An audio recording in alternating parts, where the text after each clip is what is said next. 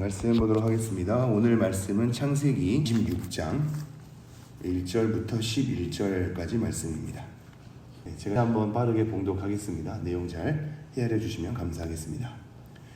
아브라함 때 첫 흉년이 들었더니 그 땅에 또 흉년이 들매 이삭이 그랄로 가서 블레셋 왕 아비멜렉에게 이르렀더니 여호와께서 이삭에게 나타나 이르시되 애굽으로 내려가지 말고 내가 내게 지시하는 땅에 거주하라.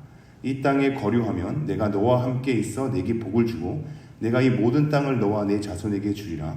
내가 내 아버지 아브라함에게 맹세한 것을 이루어 내 자손을 하늘의 별과 같이 번성하게 하며 이 모든 땅을 내 자손에게 주리니 내 자손으로 말미암아 천하 만민이 복을 받으리라.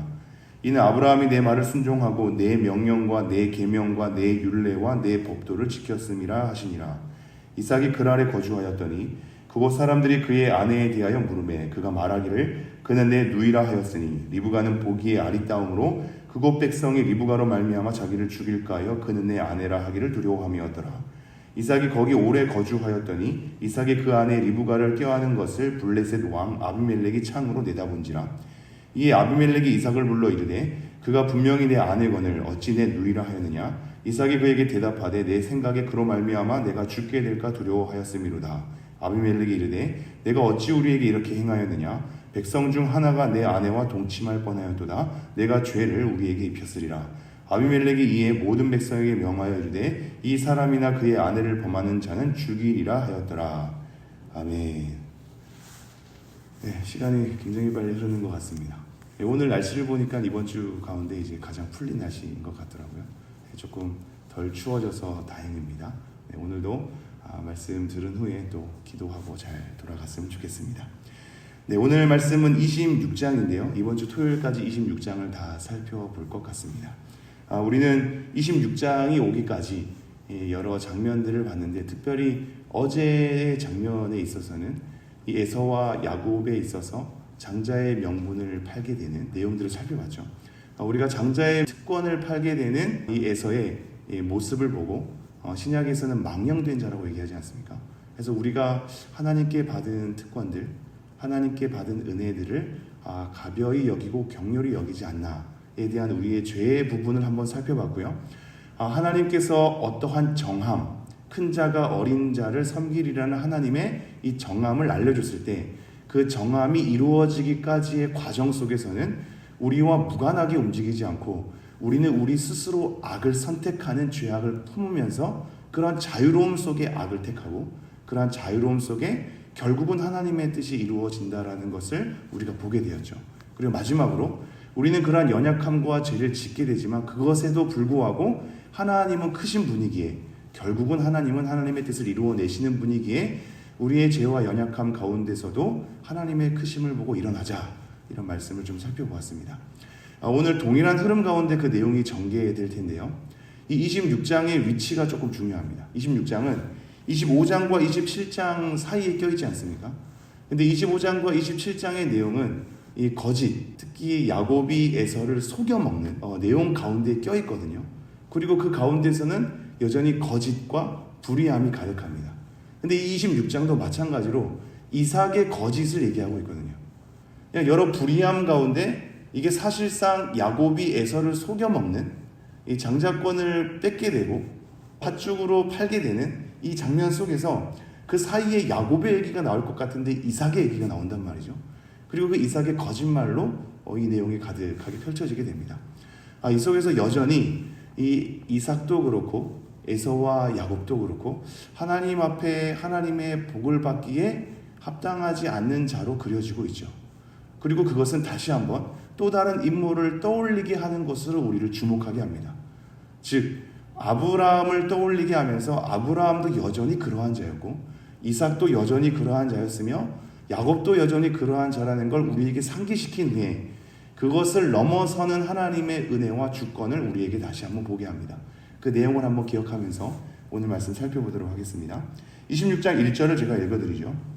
아브라함 때 첫 흉년이 들었더니 그 땅에 또 흉년이 들매 이삭이 그랄로 가서 블레셋 왕 아비멜렉에게 이르렀더니, 이게 이삭의 내용인데 흉년이 들게 되는 것과 마찬가지로 흉년이 들어서 이동하는 것도 유사하고 이동하게 될 때 그 속에서 거짓을 행하는 것도 유사하단 말입니다. 그래서 아브라함을 떠올릴 수 있도록 의도적으로 26장 시작을 아브라함으로 표기를 하고 있습니다. 아브라함 때 첫 흉년이 들었더니 마치 이 흉년이 든 게 아브라함 때와 같다. 그러면서 아브라함이 그 흉년 때 어떻게 했는지, 그리고 그 상황 속에서 어떠한 거짓을 했는지를 각인할 수밖에 없도록 우리를 이끌고 있단 말이죠. 이삭도 동일한 잘못을 저지른단 말입니다.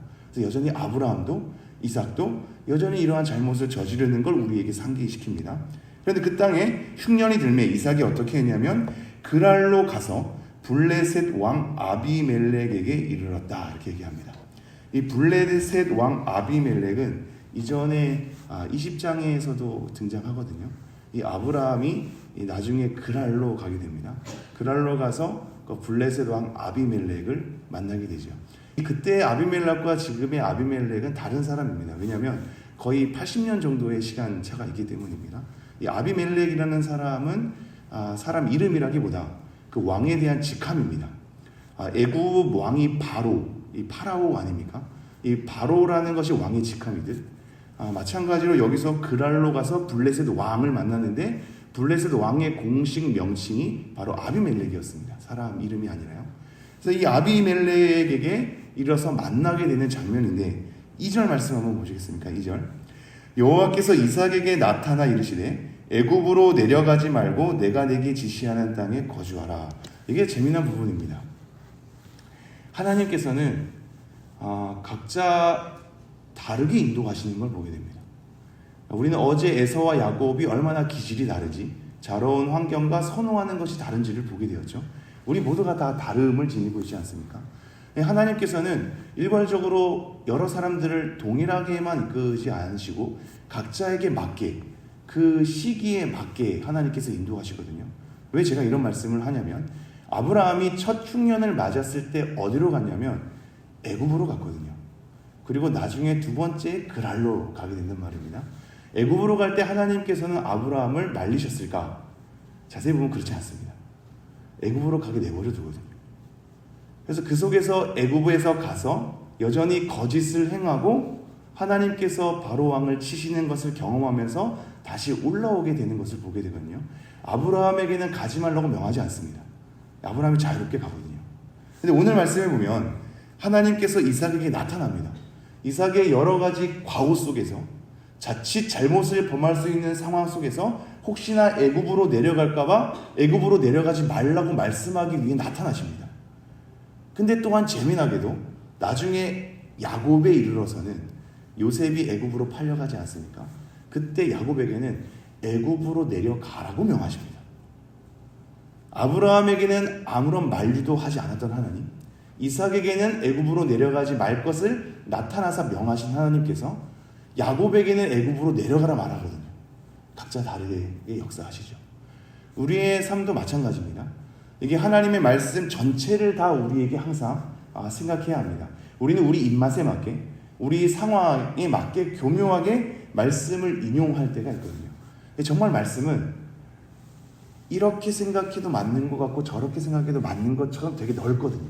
되게 깊어서 우리의 삶에 맞게, 입맛에 맞게 적용할 가능성이 굉장히 큽니다.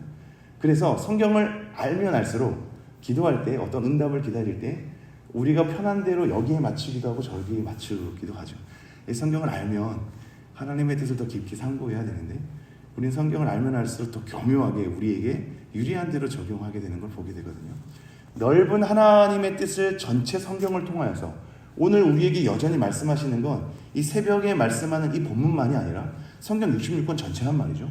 오늘 여전히 이 성경 66권 전체를 대해야 합니다. 전체 가운데 나타난 하나님의 넓음을 우리가 이해해야 되는데 그 넓음 가운데 이렇게도 인도할 수 있고 저렇게도 인도할 수 있으면 다 가져와야 합니다. 예수님께서 이렇게 치유할 때도 있지만 이렇게 치유하지 않을 때도 있고 귀신을 내쫓을 때도 있고 이렇게 가르칠 때도 있고 제자들을 긍휼히 여길 때도 있고 꾸짖을 때도 있고 이 수많은 것들을 다 가져와서 하나님 앞에 묵상을 해야 되거든요. 각자에게 다르게 인도하실 수 있는, 각자 시기와 상황에 따라서 또 다르게 강조할 수 있는 하나님의 크기 앞에 우리는 늘 처해야 되죠. 마찬가지로 이삭에게는 애굽으로 내려가지 말라고 명하십니다. 그러면서 표현하기를 내가 내게 지시하는 땅이라는 표현을 쓰죠. 누가 생각나죠? 아브라함이 생각나죠. 내가 내게 지시할 땅은 내포하는 의미가 많긴 합니다. 그랄이 블레셋 지역인데 블레셋 지역도 여전히 내가 지시하는 땅이다, 가나안 땅이다라는 걸 이제 말씀하고 있는 동시에 아브라함이 생각날 수 있게 하죠. 그러면서 3절, 이 땅에 거류하면 내가 너와 함께 있어 내게 복을 주고 내가 이 모든 땅을 너와 내 자손에게 주리라. 내가 내 아버지 아브라함에게 맹세한 것을 이루어.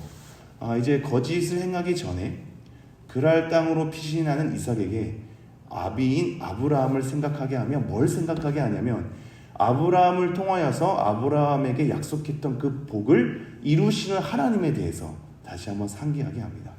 아브라함에게도 이러한 복을 허락하였고 내가 함께 있어서 그 복을 결국 이루어내었다. 그래서 3절 끝에 보면 아브라함에게 맹세한 것을 이루어 이렇게 나와 있죠. 그러면서 4절, 내 자손을 하늘의 별과 같이 번성하게 하며 이 모든 땅을 내 자손에게 주리니 내 자손으로 말미암아 이 천하 만민이 복을 받으리라. 전에도 얘기했다시피 복을 받았다라는 건 복을 받게 된 삶의 결과의 열매의 중요성보다도 올바른 관계에 들어와 있으며 하나님께서 그와 함께 있다는 것을 좀 강조하고 있죠. 근데 이 3절 4절의 말씀이 어디서 이제 앞에 비슷하게 나오냐면 22장 17절 18절 한번 가보겠습니다. 22장 17절 18절 제가 한번 읽어드리죠. 내가 내게 큰 복을 주고 내 씨가 크게 번성하여 하늘의 별과 같고 바닷가의 모래와 같게 하리니 내 씨가 그 대적의 성문을 차지하라. 또 내 씨로 말미암아 천하 만민이 복을 받으리니 이는 내가 나의 말을 준행하였음이니라 하셨다 하니라. 이게 이삭을 번제로 바치고 난 다음에 하나님께서 내가 너의 준행함을 보았다 이러면서 복에 대한 내용을 다시 한번 더 확증하시거든요. 이 순종과 복에 대한 내용을 다시 한번 확증하는 이 맥락이 중요합니다. 왜냐하면 지금 26장 3절 4절에 아브라함과 같은 복의 내용을 설명하면서 5절에 이렇게 얘기합니다. 이는 아브라함이 내 말을 순종하고 내 명령과 내 계명과 내 율례와 내 법도를 지켰음이라 하시니라. 아브라함이 이삭을 번제로 드린 것처럼 이삭 당사자가 포함되어 있지 않습니까? 그 순종 가운데 하나님께서 복을 더욱더 확증해 주시는 걸 미리 알려주시오. 앞으로 일어날 이삭에 대한 마음을 붙잡아 주시는 겁니다. 이제 곧 이삭은 범죄를 하거든요. 범죄하기 전에 이삭 앞에 아브라함을 통해서 그 복을 이루시는 하나님께서 아브라함이 그 말씀에 순종하게 될 때 복의 내용을 확증하였다라는 것을 다시 한번 알게 함으로 앞으로 넘어질 이삭, 넘어지고 난 다음에 이삭이 그러한 하나님 앞에 어떻게 나아갈 것인지를 미리 가르쳐주고 있죠. 자, 이러한 하나님의 말씀에 대한 순종을 한 아브라함을 생각하게 한 다음에 6절, 이삭이 그랄에 거주하였더니 애굽에 내려가지 않죠. 이삭에 거주합니다. 애굽에 내려갈 가능성이 굉장히 컸기 때문에 하나님께서 나타나신 겁니다. 이삭이 그렇게 훌륭한 사람이 아님을 알기 때문에 나타나서 만류해서 이 땅에 거하라고 얘기를 하는 거죠. 그래서 거주하였습니다. 7절, 그곳 사람들이 그의 아내에 대하여 물으매 그가 말하기를 그는 내 누이라 하였으니 리브가는 보기에 아리따움으로 그곳 백성이 리브가로 말미암아 자기를 죽일까 하여 그는 내 아내라 하기를 두려워하며더라. 이렇게 생각해 볼 게 많습니다. 예전에 그런 말이 있거든요. 내 가계의 저주를 끊으라. 이런 말이 있습니다. 그래서 뭔가 그 가문에 흐르는 저주가 그 가문 가운데 계속해서 흘러갈 것에 대해서 얘기한 부분이 있었습니다. 사실 이 내용은 성경적이진 않죠. 어떠한 저주가 가문에 고스란히 계속적으로 흘러서 그것을 뭔가 이 결계를 쳐서 끊어내는 것은 아닙니다. 근데 우리가 생각해 봐야 될 게 우리의 삶은 함께 사는 사람의 습관을 담게 되어 있어서 그가 표현하는 방식을 담게 되어 있어서 그래서 그가 자주 범하는 실수 또한 닮은 꼴로 반복하게 되어 있어서 우리의 죄가 또 다른 모습으로 모방될 수 있거든요. 다시 쉽게 말하면 아빠 엄마의 연약함이 죄의 넘어짐이 자녀에게 고스란히 잘 노출될 수 있습니다. 그래서 닮은 꼴이 일어날 수 있거든요. 우리의 연약함이 자녀들에게 고스란히 확인되는 것을 보게 되는 겁니다.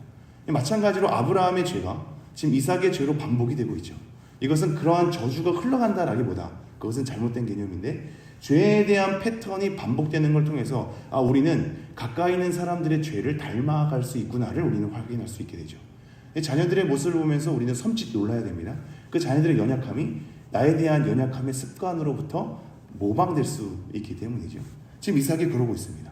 마치 자기 아빠 아브라함처럼 거짓을 범하는데 거짓을 범하게 되는 상황과 표현이 굉장히 유사하죠. 리브가는 보기에 아리따움으로 그곳 백성이 리브가로 말미암아 자기를 죽일까 하여 그는 내 아내라 하기를 두려워함이었더라. 이 두려워하게 되는 상황들을 많이 알고 있었을 겁니다. 아브라함을 통해서도 그것을 들었을 거죠. 아브라함이 거짓말을 낼 때 이삭은 아직 탄생하지 않았을 때라서 탄생하고 난 다음에 그 얘기를 들었을 테고 가나안 족속들에 대한 이 위험을 여전히 잘 고스란히 알고 있었을 겁니다. 그런데 말이죠. 정말로 이 위협이 가했을까요? 지금 이삭은 자기 아내의 아리따움 때문에 자기를 죽일까 싶어서 누이라고 거짓말을 하거든요. 근데 정말로 그런 위험이 도사리고 있었을까요? 이게 중요하죠. 지금 8절에 뭐라고 얘기하냐면 이삭이 거기 오래 거주하였더니 이렇게 얘기합니다. 오래 거주하였는데 불상사가 일어나나요? 안 일어나나요? 안 일어나죠. 아브라함 때는 일어났거든요. 아브라함 때는 정말로 사라를 잡아갔습니다. 근데 정말로 리브가를 잡아가지 않거든요. 그렇다면 우리는 한 가지를 알 수 있죠. 지금 이삭은 착각하고 있구나 입니다.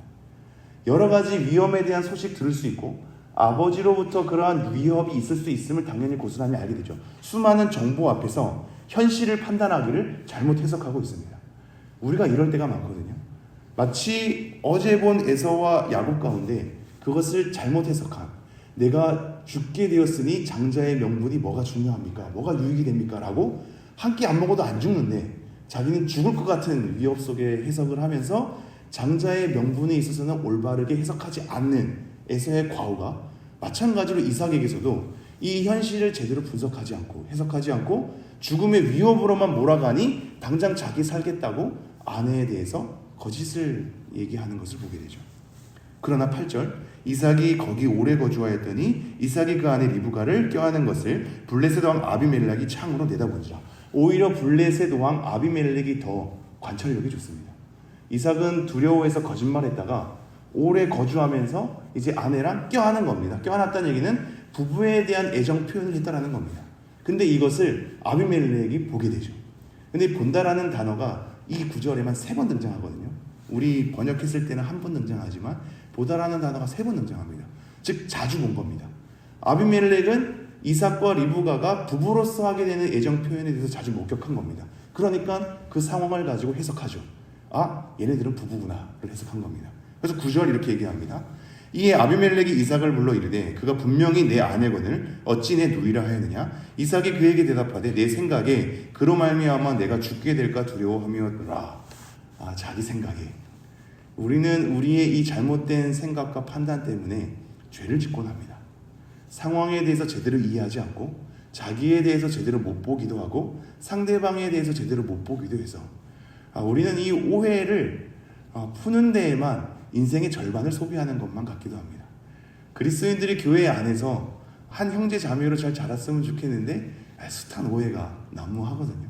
오해 속에서 서로 시기하고 미워하고 그 속에서 죄를 범하게 되죠. 상황을 제대로 인지하지 않으니 스스로 죄를 범하게 되고 누군가를 미워하기도 하고 방어를 치기도 하고 우리가 스스로 그 사람에 대해서 안 좋은 감정을 지니기도 하죠. 굉장히 상황에 대한 잘못된 해석으로 여러 범죄가 일어나게 되는 걸 보게 됩니다. 근데 더 부끄러운 게 뭐냐면 아비멜렉이 오히려 이삭을 꾸짖고 있습니다. 즉 하나님 믿지 않는 자가 하나님 믿는 자를 꾸짖고 있습니다. 너가 어떻게 그렇게 우리에게 행하였느냐 이러면서 10절에 이렇게 얘기하죠. 아비멜렉이 이르되 내가 어찌 우리에게 이렇게 행하였느냐. 백성 중 하나가 내 아내와 동침할 뻔하였도다. 내가 죄를 우리에게 입혔으리라. 엄청난 말이죠. 비신자가 우리 신자에게 이렇게 얘기합니다. 어떻게 교인이 그렇게 행할 수 있습니까? 왜 그렇게 행해서 우리에게 죄를 입히십니까? 이렇게 얘기하는 것과 마찬가지죠. 굉장히 부끄러울 수 있는. 어떻게 목사님이 그렇게 말할 수 있습니까? 어떻게 목사님이 그렇게 행동하나요? 또 저는 그런 식으로 들어야겠죠. 세상 사람들의 소리가 다 잘못된 게 아니란 말이죠. 그래서 어떤 목사님이 이런 표현을 한 적이 있습니다. 우리 안에서 교회가 더 이상 정화작용이 일어나지 않으니 세상에서 교회를 비판하는 그 세상의 소리를 하나님의 말씀으로 들어야 할 수도 있겠습니다. 이렇게 얘기하기도 합니다. 돌들로도 소리칠 수 있게 하시는 하나님께서 세상의 비판 소리가 그냥 우리가 귀 막고 너는 그냥 우리를 비판하기 위한 비판이야로 귀를 막게 하는 것이 아니라 오히려 우리 안에서 정화작용이 일어나지 않으니 세상의 비판 소리를 하나님의 음성으로 들어야 되지 않겠는가로 얘기하시는 분도 있단 말이죠.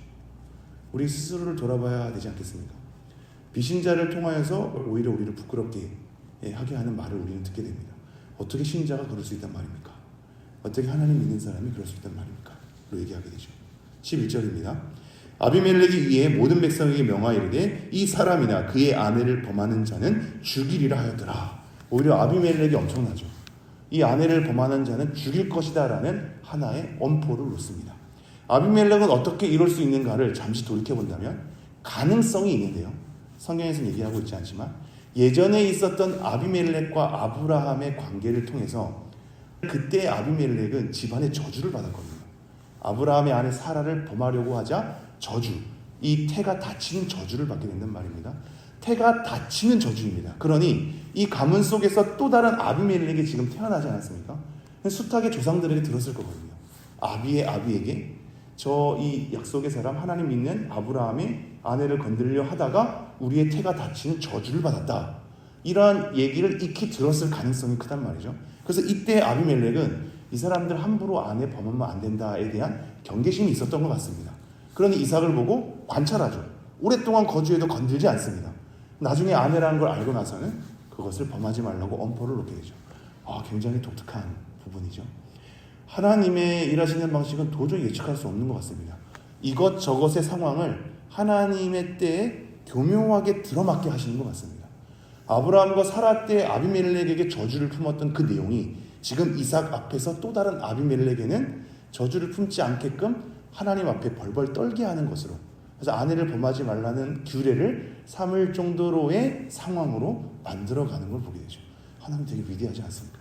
여러분의 삶이 어떻게 이후에 적용될지 모릅니다. 지금 우리가 죄를 겪게 되고 그 속에서 형벌을 받게 되고 또는 하나님 앞에 순종하게 되는 그 모든 것들이 이후의 삶 가운데 어떻게 연결될지 모릅니다. 어떻게 또 다른 사람에게 적용될지 모르고 어떻게 하나님께서 그것을 퍼즐로 끼워 맞출 줄 모릅니다. 마무리하겠습니다. 여러분, 오늘은 이삭의 범죄를 보게 되었는데요. 한 가지 더 기억하시죠. 아브라함도 범죄하였는데 이삭도 범죄하거든요.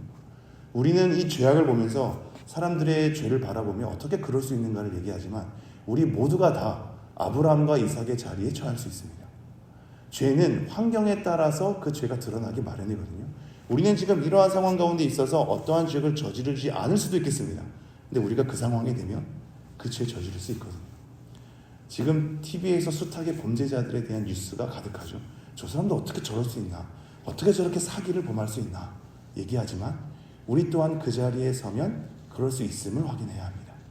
여전히 우리의 연약함, 아브라함도 넘어진 게 이삭도 넘어졌고 우리 또한 넘어질 수 있음을 생각하면서 한 단계 더 나아가서 이러한 아브라함과 이삭의 연약함에도 불구하고 하나님은 끝까지 잡아 이끌어서 하나님의 언약을 이루어내죠. 그 크심 때문에 오늘의 우리 연약함마저도 하나님 앞에 무릎 꿇을 수 있는 겁니다. 하나님의 크심을 생각하며 어떻게 끼워 맞출 수 있는 하나님의 전능을 생각하며 오늘도 여전히 하나님 앞에 무릎 꿇으면서 우리의 연약함에도 불구하고 하나님을 의지하는 우리가 되기를 간절히 소망합니다.